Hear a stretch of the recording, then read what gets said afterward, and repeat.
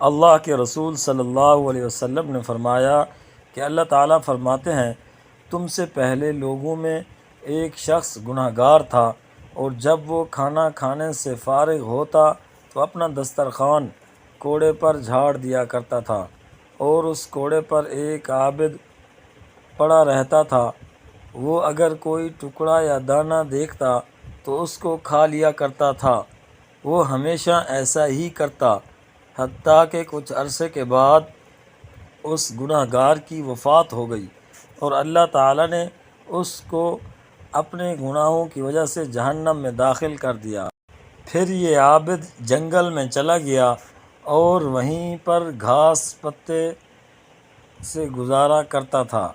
پھر ایک عرصہ بعد اس عابد کا بھی انتقال ہو گیا۔ اللہ تعالیٰ نے اس عابد سے دریافت کیا، کیا تیرے ساتھ کسی نے کوئی بھلائی کی تھی؟ اس نے کہا، نہیں یا رب۔ اللہ تعالیٰ نے فرمایا، تیری معاش کہاں سے تھی؟ حالانکہ خدا تعالیٰ کو سب کچھ معلوم تھا۔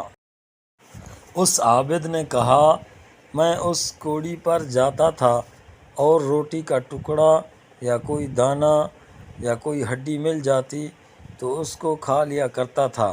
پس جب آپ نے اس بستی کے رئیس کو موت دے دی تو میں جنگل میں نکل گیا اور جنگل کے پتے اور پانی سے گزارا کرنے لگا۔ پھر اللہ تعالیٰ نے حکم دیا کہ اس گناہ گار رئیس کو آگ سے نکال کر لے آؤ۔ پس اس عابد نے اس کو نکال کر عرض کیا، یا رب، یہ وہی شخص ہے جس کے دسترخوان کی ہڈیاں اور ٹکڑے میں کھایا کرتا تھا۔ پھر اللہ تعالیٰ نے فرمایا، اس کا ہاتھ پکڑ کر جنت میں داخل کر دو، یہ اس بھلائی کی وجہ سے جو تیرے ساتھ کرتا تھا۔